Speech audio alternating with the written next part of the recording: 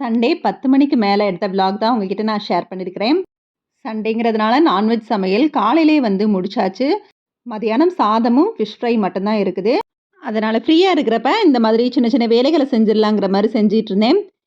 ஒரு 2 செடியில வந்து வண்டு வந்து கூடு கட்டிருச்சு. அத வந்து ரிமூவ் பண்ணிட்டு வேற கொக்கோ பீட்ட வந்து மாத்தி வச்சிரலாம். இல்லன்னா இருக்கிறதெல்லாம் பாழாயிரும் அப்படிங்கிறதுக்காக, அந்த கொக்கோ பீட்ட தான் வந்து காலி பண்ணிட்டுருந்தேன். தட்டுனா நெறைய வண்டு கூடு கட்டியிருந்துச்சு. நல்ல வேளை வந்து கிளீன் பண்ணியாச்சு அப்படிங்கிற மாதிரி இருந்துச்சு. அதிகமா நான் வந்து கொக்கோ பிட் தான் வச்சிருக்கிறேன். கொஞ்சமா தான் வந்து மண்ணு சேர்த்தேன். ஆனா இப்ப வந்து இத காலி பண்ணிட்டு ஃபுல்லா கொக்கோ பிட் மட்டும் தான் வைக்க போறேன். ஸோ மண்ணு கிடைச்சா பின்னாடி சேர்த்துக்கலாம் அப்படிங்கிற மாதிரி.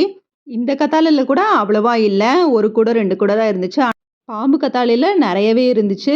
ஸோ தண்ணியெல்லாம் ஊத்தி தெளிச்சு வச்சுட்டு எல்லா செடியையும் ஒரு 1 வீக் வந்து வெளியில வைக்கக்கூடாது. வச்சா அந்த கூடு வந்து அது தேடி வண்டு வந்துகிட்டே தான் இருக்குங்கிறதுக்காக எல்லா செடியுமே உள்ள வச்சுட்டேன். இது வந்து ஃபுல்லா கோகோ பீட் தான் இருக்குது. இந்த கோகோ பீட் வந்து ஒரு 200க்கு ஒரு பாக்கெட்ல வாங்கினேன். நல்லா வந்து தண்ணீல நனைச்சு காய வச்சு எடுத்து வச்சிருக்கிறேன். அது இந்த சாக்கு நெறையா இருந்துச்சு. தேவைப்படுறப்ப செடிகள்லாம் வாங்கினேன்னா, அதில வந்து இத ஆட் பண்ணிக்கலாங்கிறதுக்காக. ஸோ அதிகமா இன்டோர் பிளான்ட் என்ட்ட கிடையாது. அளவா தான் வச்சிருக்கிறேன். இது நல்லா காய வச்சு வச்சிருக்கிறதுனால எவ்வளோ நாள் வேணாலும் இந்த கோகோ பீட் இருக்கும். ஸோ அதனால தேவைப்படுறப்ப வந்து நான் யூஸ் பண்ணிட்டு, மத்த நேரம் இந்த மாரி கூடையில போட்டு மூடி வச்சுருவேன். தேவைப்படுற மட்டும் தான் இந்த மாரி வெளியில எடுக்கிறது. மத்த நேரம் வந்து தண்ணி படாத மாரி ஒரு ஓரமா எடுத்து வச்சுருவேன் இந்த கூடைய. இந்த வீடியோக்கான கன்டென்ட்டுக்குள்ள போறதுக்கு முன்னாடி, இந்த வீடியோ பார்த்துட்டு இருக்கவங்களுக்கும், என்னை இதுவரைக்கும் சப்போர்ட் பண்ணியிருக்கிறவங்களுக்கும் ரொம்ப ரொம்ப நன்றி. உங்களுக்கு நான் குடுக்குற வீடியோஸ் பிடிச்சிருந்ததா, கண்டிப்பா வந்து லைக் குடுங்க. நீங்க குடுக்குற லைக் வந்து எனக்கு ரொம்பவே என்கரேஜ் பண்ற மாரி இருக்கும். ஸோ அடுத்தடுத்த வீடியோஸ்க்கும் எனக்கு ரொம்பவே மோட்டிவேஷனலா இருக்கும். அதனால லைக் குடுக்குறது மட்டும் இல்லாம, சப்ஸ்கிரைப் பண்ணாதவங்க சப்ஸ்கிரைப் பண்ணி என்னைய என்கரேஜ் பண்ணுங்க. இன்னைக்கு வீடியோக்கான டாபிக் என்ன அப்படின்னா, நிம்மதியான வாழ்க்கைக்கு எத வந்து செய்யணும்? எந்த விஷயத்த வந்து யோசிக்க கூடாதுங்கிற மாரி தான் இன்னைக்கு வீடியோக்கான டாபிக். ஃபர்ஸ்ட்டு நிம்மதியான வாழ்க்கைக்கு எந்தெந்த மாரி விஷயங்கள வந்து பண்ணணும் அப்படின்னு பார்த்தீங்கன்னா, ஃபர்ஸ்ட்டு நம்ம செய்ய வேண்டியது என்ன அப்படின்னா, நம்மளோட எண்ணங்கள் எல்லாமே நேர்மறையா தான் இருக்கணும். நாம நெனைக்கிறது தான் ஒரு சில நேரம் வந்து அப்படியே செயல்லயும் வந்து வெளிப்படும். வீட்லயும் வந்து அதுக்கான அந்த நெகட்டிவ் வைப் தான் ஃபுல்லா வந்து வெளிப்படும். வீட்ல மட்டும் இல்லங்க. நீங்க வேலை செய்ற இடங்கள்லயும் கூட இந்த மாதிரி வந்து திங்கிங் வந்து உங்கள வந்து ரொம்பவே வந்து அப்செட் ஆக்கிரும். ஒரு விஷயத்தையும் வந்து செய்றதுக்கு ரொம்பவே வந்து உங்கள நீங்களே வந்து டிப்ரஷனுக்குள்ள தள்ளி விடுற மாதிரி ஆக்கிரும். ஃபார் எக்ஸாம்பிள் இப்போ ஒரு விஷயத்த வந்து செய்றோம். ஆனா செய்றப்பயே மனசுக்குள்ள என்ன நெனைப்போம்னா, ஆமா இது நடக்கவா போகுது, இது செய்யவா போகுது, அந்த மாதிரி தாட்ட வந்து உங்களுக்குள்ள வந்து வளர்த்துக்காம, சரி நம்ம இத செய்வோம்.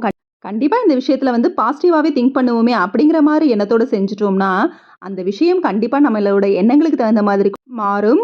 இன்னொன்னு நடக்குது, நடக்காதத தாண்டி நம்ம வந்து செய்ற விஷயத்த வந்து சந்தோஷமாவே செய்வோமே. சில நேரம் வந்து நம்மளோட விஷயங்களை நம்ம ஈடுபாடே வந்து அதிருப்தியானது ஒண்ணா மாத்தி விட்டுரும். ஸோ நம்மளோட ஈடுபாடே வந்து முழுசா பாசிட்டிவோட இருக்கணும். ஸோ எண்ணங்களுக்கு தகுந்த மாரி தான் லைஃப்பும் இருக்கும் அப்படின்னு சொல்லுவாங்க. அதுக்கு பேரு வந்து நல்லெண்ணம், கெட்டெண்ணம் இல்ல. ஒரு விஷயத்த பாசிட்டிவா நெனைக்கிறோமா, நெகட்டிவா நெனைக்கிறோமா அப்படிங்கிற மாரி தான். நீங்க அந்த விஷயத்த பாசிட்டிவாவே மூவ் பண்ணீங்கன்னா, கண்டிப்பா உங்களுக்கு வந்து அந்த விஷயம் திருப்திய குடுக்கும். நம்ம முடிஞ்ச அளவுக்கு அத பாசிட்டிவா திங்க் பண்ணுவோம். நடக்கிறது, நடக்காதது 2வது. ஆனா அதுவரைக்கும் நம்மளோட மனசு வந்து ரிலாக்ஸ்டா இருக்குது இல்லையா? இல்ல நான் நெகட்டிவ் வைப்போடையே அத செஞ்சுக்கிட்டு, புடிக்காம அத வந்து நெகட்டிவாவே யோசிச்சுட்டு இருக்கப்ப, நம்மளோட மைண்டும் வந்து ரொம்பவே டிப்ரஷனா இருக்கும். அதுல நம்மளுக்கு ஒரு முழு ஈடுபாடும் இல்லாம போயிரும். இது எல்லாமே ஒரு விஷயத்த அப்படியே நெகட்டிவா மாத்தி விட்டுரும். இது வீட்லயும் தான், வேலை செய்ற இடங்கள்லயும் தான். சில பேரோட பேச்சே என்ன இருக்கும்னா, எல்லாத்தையுமே வந்து தடுத்து தடுத்து பேசுற மாதிரி பேசுவாங்க. ஒரு செயல் செய்யறதுக்கு முன்னாடி, அத விஷயம் நடக்கிறதுக்கு முன்னாடி அத தடுத்து தடுத்து பேசினாலே, அது நம்மளோட எண்ணங்களுக்கு தகுந்த மாதிரியே மாறி போயிரும். இன்னொன்னு நம்ம வீட்ல இருக்கிறவங்களே பார்த்தீங்கன்னா, ஏதாவது ஒரு விஷயத்துல வந்து தப்பா செஞ்சு முடிச்சிருப்பாங்க. அது விஷயத்தினால நெறைய வந்து அதாவது நஷ்டங்கள், ஏதாவது கஷ்டங்கள வந்து சந்திச்சிருப்போம். அந்த விஷயத்துல இருந்து அவங்க மீண்டு வரணும்னு நெனைச்சாலும், வீட்ல இருக்கிறவங்க அத வந்து பேசி பேசி அவங்கள ஒரு நெகட்டிவ் பெர்சனாவே மாத்திறது. அவங்க அந்த தப்ப நெனச்சு நெனச்சு ஃபீல் பண்ற மாதிரி வந்து ஒரு நெகட்டிவ் வைப நம்ம வந்து அவங்களுக்கு குடுத்துக்கிட்டே இருக்கிறது. இது மூலியமா அவங்க அடுத்த கட்ட லெவலுக்கு வந்து போக முடியாமயே ஆயிரும். இதுவே வீட்ல வந்து பெரிய நெகட்டிவ் வைப வந்து உண்டு பண்ணிரும். எப்ப பார்த்தாலும் வீட்ல இந்த பேச்சே ஓடிட்டே இருந்தா, அந்த தப்பு தான். அந்த தப்பான விஷயம் திரும்ப திரும்ப பேசுறப்ப, இப்படி ஆயிருச்சு, அப்படி ஆயிருச்சு, இது பண்ணதுனால, அது பண்ணதுனால அப்படிங்கிறப்ப அவங்களுக்குள்ளேயும் அந்த நெகட்டிவ் தாட் போய் போயி, இனிமே பண்ண போற விஷயத்த கூட அவங்களால கான்சன்ட்ரேட் பண்ண முடியாது. இனிமே நம்ம ஏதாவது பண்ணா கூட தப்பா போயிருமோ! அப்படிங்கிற மாரி எண்ணமும் அவங்களுக்கு வளர்ந்துரும். இதுதான் எண்ணம் போல் வாழ்க்கைங்கிறது. நம்ம நேர்மறை எண்ணங்கள வந்து நெனச்சோம் அப்டின்னா, நேர்மறையா தான் நம்மள சுத்தி வந்து நடக்கிற மாதிரி இருக்கும். நெகட்டிவ் வைபோட வந்து நடந்துக்கிட்டோம் அப்டின்னா, நம்மள சுத்தி எது நடந்தாலும் வந்து நெகட்டிவ் வைபா தான் அது மாறும். கொஞ்சம் கொஞ்சமா சில நாட்கள்ல வந்து அதுவே வந்து பெர்மனன்ட்டா நம்ம வீட்ல வந்து தங்குன மாதிரி ஆயிரும். ஸோ, அதனால நெகட்டிவ் வைப் அதாவது எண்ணங்கள வந்து எப்பவுமே வந்து பாசிட்டிவா வச்சுக்கங்க. அது மட்டும் இல்லாம, நடந்து முடிஞ்ச சந்தோஷமான விஷயங்கள மட்டுமே நெனைங்க. ஏதாவது தப்போ, தவறோ நடந்திருந்தாலோ, அந்த எண்ணங்கள வந்து மனசுல இருந்து தூக்கிட்டு, அத எப்படி சரி பண்ணலாம் அப்படிங்கிற மாதிரி ஒரு பாசிட்டிவ் மோட்லயே வந்து போங்க. இது வந்து தேவையில்லாத விஷயத்துல மனசுல போட்டு உங்கள குழப்பிக்காம, நிம்மதியான ஒரு வாழ்க்கைக்கு வழிவகுக்கும். அது மட்டும் இல்லாம, வீட்லனாலும் சரி, வேலை செய்ற இடத்துனாலும் சரி, எல்லா சூழ்நிலைகளையும் அது மட்டும் இல்லாம வீட்லயும் சரி, வேலைக்கு போற இடத்துலயும் சரி, எந்த சூழ்நிலையிலயும் எப்பவும் சிரிச்ச முகத்தோடயே வந்து கடந்து போங்க. எப்பவும் கோப முகத்தோட சிடுசிடுன்னு இருக்காதீங்க. அதுவே நம்மளுக்கு நெறைய நெகட்டிவ் வைப வந்து கொண்டு வந்து சேர்த்துரும். நம்மளுக்கு ஒரு பீஸ்ஃபுல்லா இருக்கிற மாரி இருக்காது. ஸோ நிம்மதியான வாழ்க்கைக்கு நேர்மறை எண்ணங்கள வளர்த்துக்கங்க. பழைய கசப்பான அனுபவங்கள மறந்துட்டு, இனிமே அத வந்து எப்படி பாசிட்டிவ் வேல வந்து கொண்டு போகணுங்கிற மாதிரி சந்தோஷமான மனநிலையோட, நம்பிக்கையோடையும் இருங்க. இந்த மாதிரி ஃபாலோ பண்ணாலே கண்டிப்பா வந்து லைஃப்ல சேஞ்சஸ் தெரியறத நீங்களே ஃபீல் பண்ணுவீங்க. அடுத்ததா நிம்மதியான வாழ்க்கைக்கு எத யோசிக்க கூடாது அப்டின்னா, கண்டிப்பா அடுத்தவங்களோட லைஃப்ப பத்தி நம்ம யோசிக்க கூடாது. அடுத்தவங்க வந்து இப்படி இருக்காங்க, அப்படி இருக்காங்க. ஐயோ! இவ்வளோ வசதியா இருக்காங்களே! நம்மளால முடியலையே! அந்த விஷயத்த வந்து யோசிக்கவே கூடாது. ஏன்னா, அவங்களோட வாழ்க்கை முறை வேற, நம்மளோட வாழ்க்கை முறை வேற. அவங்களோட வருமானம் வேற, நம்மளோட வருமானம் வேற. அந்த மாரி திங்க் பண்ணணும். ஏதோ நம்மளுக்கு இந்தளவாவது நம்ம வந்து கடவுள் வச்சிருக்காரே! அந்த மாரி தான் நம்ம வந்து திங்க் பண்ணணும். அத விட்டுட்டு அவங்கள பத்தியே எப்ப பார்த்தாலும் யோசிச்சா, கண்டிப்பா நம்மகிட்ட இருக்கிற சந்தோஷத்த வந்து நம்ம இழந்துருவோம். நம்மகிட்ட இருக்கிறதோட மதிப்பு நம்மளுக்கு தெரியாமலே போயிரும். அதாவது அதுக்கு தான் பழமொழி சொல்லுவாங்கல்ல, "மரத்தில இருக்கும் பலாக்காய விட கையில் இருக்கும் கலாக்காய் சிறந்தது." அப்படிங்கிற மாதிரி, அடுத்தவங்கள பார்த்தா கண்டிப்பா நம்மகிட்ட இருக்கிறது எதுவுமே நம்மளுக்கு வந்து பெருசா தெரியாது.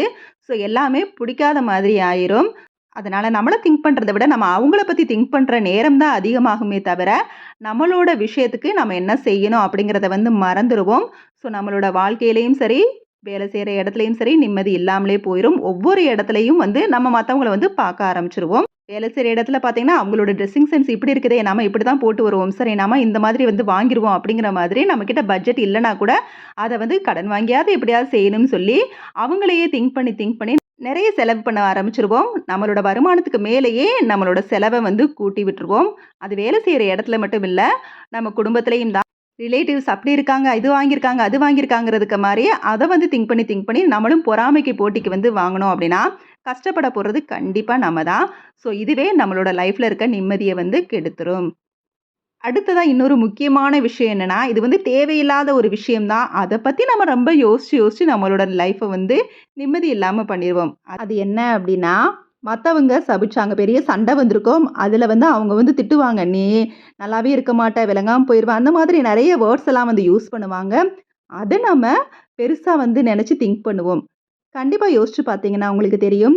நல்ல எண்ணங்கள் இருக்கிறவங்க கண்டிப்பா அந்த மாரி வார்த்தைகள வந்து யூஸ் பண்ண மாட்டோம். எந்த சூழ்நிலையும், எந்த நேரத்திலயும். ஸோ நல்லத மட்டும் தான் நம்ம வந்து திங்க் பண்ணுவோம். ஸோ நல்ல எண்ணமே இல்லன்னா தான் அந்த மாரி வார்த்தைகள்லாம் வெளிப்படும். ஸோ நான் ஏற்கனவே நான் சொல்லியிருக்கிறேன். நேர்மறை எண்ணங்கள், நேர்மறை வார்த்தைகள் எல்லாமே ஒண்ணு தான். அவங்க ஏதாவது வந்து தேவையில்லாத வேர்ட்ஸ் எல்லாம் வந்து யூஸ் பண்ணுனா, அது அவங்களுக்கு தான் அப்படிங்கிற மாதிரி நெனச்சுக்கங்க. அந்த மாரி வேர்ட்ஸ் வந்து அவங்க யூஸ் பண்ண அவங்கள சுத்தி நெகட்டிவ் வைப் அந்த மாரியே தான் நடக்க ஆரம்பிக்கும். ஸோ அதெல்லாம் பத்தி நீங்க திங்க் பண்ணவே வேணாங்க. நல்லெண்ணம் இருந்தா, ஏதாவது ஒரு கோபத்துல 2 வார்த்தைகள வேணா விடுவோமே தவிர, தேவையில்லாத வார்த்தைகள நம்ம யூஸ் பண்ணவே மாட்டோம்.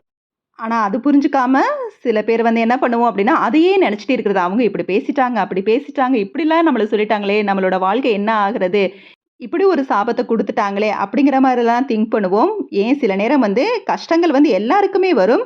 கஷ்டமே வந்தா கூட என்ன திங்க் பண்ணுவோம், அவங்க அப்படி சொன்னதுனால தான் நம்மளுக்கு இந்த மாரி இதெல்லாம் நடக்குது. அப்படிங்கிற மாரிலாம் யோசிக்க ஆரம்பிச்சுருவோம். ஸோ அதெல்லாம் பத்தி நீங்க திங்க் பண்ணாம, நம்மளுக்கு லைஃப்ல எது நடக்குன்னு இருக்குமோ, கண்டிப்பா அது நடக்குங்க. அத தவிர்த்து நீங்க இதனால தான் நடந்துச்சு, அதனால தான் நடந்துச்சுன்னு தேவையில்லாம மனச போட்டு குழப்பிக்காதீங்க. சாபம் குடுத்தவங்க வேணா அப்படியே கடவுள் மாரி நெனச்சு நம்மள வந்து சபிக்கிறதா இருந்துட்டு போகட்டுங்க. நம்மளுக்கு அதெல்லாம் யோசிக்க டைம் இல்ல. நம்மளுக்கு செய்றதுக்கு 1000 வேலை இருக்குங்கிற மாதிரி நெனச்சு, நீங்க பாட்டுக்கு உங்களோட வழியில போய்க்கிட்டே இருங்க. நம்மள பத்தி நம்மளுக்கு தெரியும். நம்ம மனசாட்சிக்கு தெரியும். எந்த தப்பும் நம்ம பண்ணல. இல்ல நம்ம தெரியாம பண்ணிட்டோம். அப்படிங்கிற மாதிரி உங்களுக்கு தெரிஞ்சு புரிஞ்சா போதும். ஸோ எப்போ பார்த்தாலும் நம்ம அவங்களுக்கு எக்ஸ்பிளைன் பண்ணிட்டே இருக்கணுங்கிற அவசியம் கிடையாது. இது உங்களோட நிம்மதியையும் கண்டிப்பா கெடுத்துரும். நீங்க இத பத்திலாம் யோசிக்காம, கண்டுக்காம, அத பெருசா எடுத்துக்காம போறதே அவங்களுக்கு பெரிய பதிலடி தான். ஸோ தேவையில்லாம யோசிச்சு உங்களோட நிம்மதிய நீங்க கெடுத்துக்காதீங்க. இதோட இந்த வீடியோ முடியுது. இந்த வீடியோல இருக்க விஷயங்கள் உங்களுக்கு பிடிச்சிருந்துச்சுன்னா, கண்டிப்பா லைக் பண்ணி, ஷேர் பண்ணி, கமெண்ட் பண்ணுங்க. மறக்காம நம்ம சேனல சப்ஸ்கிரைப் பண்ணுங்க. Okay, bye. தேங்க்ஸ் ஃபார் வாட்சிங்.